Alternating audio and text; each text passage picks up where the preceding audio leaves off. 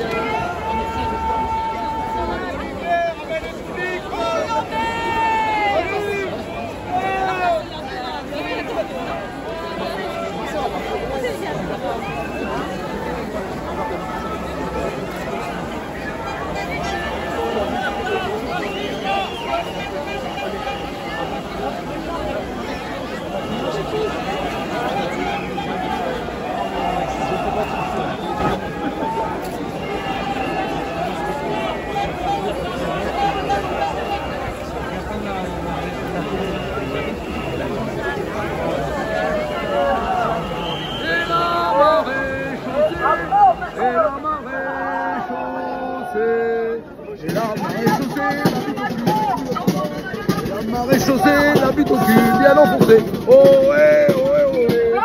Et si je chante ça au haut-parleur, je vais me faire avertir.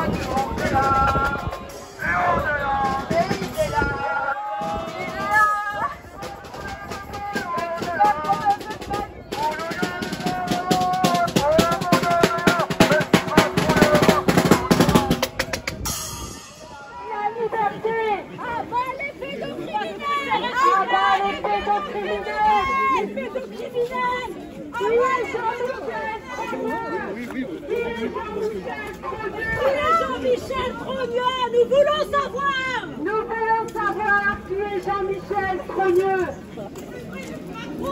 Qui est Jean-Michel Trogneux? Savoir où il est! Où est Jean-Michel Trogneux? Nous recherchons Jean-Michel Trogneux! Protégeons nos enfants! Protégeons nos enfants! Protégeons nos enfants! Protégeons nos enfants! Protégeons nos enfants! Protégeons nos enfants! Protégeons nos enfants! Protégeons nos enfants! Protégeons! Protégeons nos enfants! Protégeons nos enfants! Protégeons nos enfants! Protégeons nos enfants! Protégeons la liberté! Vive la liberté! Vive la liberté! Avant l'intelligence artificielle! Le transhumanisme! Avant le transhumanisme!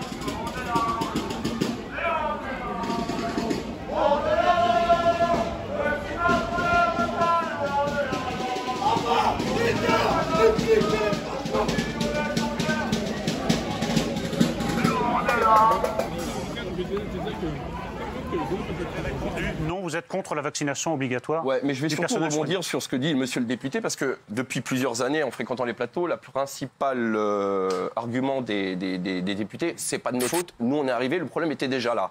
On est clairement sur un manque de moyens. Vous l'avez dit tout au début de l'émission. C'est-à-dire on est responsable de tout. Mais à un moment donné, vous vous êtes présenté, vous avez accepté les responsabilités et d'accepter le travail de ce qui a été fait derrière. Moi, j'ai une question. Vous avez dit 19 milliards pour le personnel de santé ? Non, pour l'hôpital en général. Pour l'hôpital en général, d'accord. 240 milliards pour les entreprises ? C'est très bien. Pourquoi pas 240 milliards pour les hôpitaux ? Aujourd'hui, vous dites que le vaccin est gratuit. C'est quoi la petite case sur la fiche de paye qu'on nous enlève pour justement financer ces vaccins et financer les hôpitaux ? Qu'est-ce que vous avez fait de notre argent ? Qu'est-ce que vous nous avez fait de notre argent ? Je finis juste mon propos parce que j'ai besoin de cette réponse, moi, aujourd'hui, parce que ça, c'est une vraie question gilet jaune. Vous avez fait quoi de notre argent à l'ensemble des contribuables français qui, aujourd'hui, participent à la solidarité nationale de par l'impôt pour que les hôpitaux soient dans cet état, de là à faire porter la responsabilité à des soignants de transmettre le virus, de propager le virus. Il est où le matériel pour que les gens puissent travailler ? J'entendais monsieur Hamon parler d'oxygène. Oui. Comment ça se fait que dans un pays dans la France, on n'a pas d'oxygène ? Eh oui. Comment ça se fait que dans un pays comme la France, on n'a pas d'oxygène ? On n'est pas en Tunisie. Monsieur le député, non mais il faut pas parler. Il est où notre argent ? Il est où notre argent, monsieur le député ? Votre argent, il passe pas que dans l'hôpital, monsieur, il passe aussi dans l'école, il passe aussi dans les routes, il passe dans toutes les infrastructures. On pourrait vous citer, vous savez, on n'a jamais caché l'argent. Parce que les écoles vont mieux, les routes vont mieux. Mais on n'a jamais caché l'argent, monsieur. Mais je dis pas que vous le cachez, je demande de le justifier aujourd'hui. Vous en faites quoi de notre argent ? Sur votre fiche d'imposition, c'est même marqué. Il y a un site qui s'appelle À quoi sert mon impôt ? Alors, il est où ? Je vous invite à aller regarder À quoi sert mon impôt ? Les impôts ne payent pas le vaccin. Sur la médecine ambulatoire non plus. Mais les impôts, juste oui ou non, monsieur le député ? Est-ce que les impôts nous payent le vaccin, oui ou non ? Mais ça fait partie de la solidarité. Non mais oui ou non, moi je rêve d'un député le jour qui réponde juste par oui ou non. Est-ce que nos impôts financent les vaccins, oui ou non ? Je suis en train de vous répondre que évidemment que ce sont vos impôts. Je sais pas, vous venez de dire le contraire il y a 2 minutes, c'est gratuit. Oui. Bon. Bah oui. Alors, bah oui. Non mais ça n'a. Vous voyez ce que vous êtes en train de dire ?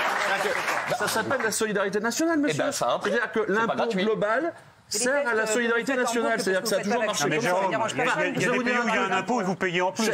Monsieur, en France, on parle de la France. Aujourd'hui, on paye un impôt qui est censé financer notre santé. Où est l'argent ? L'herbe est plus verte aux États-Unis. Allez-y, par contre, là, vous allez payer des impôts. Justement, l'herbe n'est pas plus verte aux États-Unis. Quand un accouchement coûte 50 000 € aux États-Unis, c'est clair qu'en France, on est bien mieux lotis. Mais aujourd'hui, quand on voit l'état de la France, l'état des hôpitaux, à la moindre épidémie qui arrive, on se pose les questions. Qu'est-ce que vous avez fait de notre argent ? La moindre épidémie, je vous rappelle, c'est la pandémie mondiale.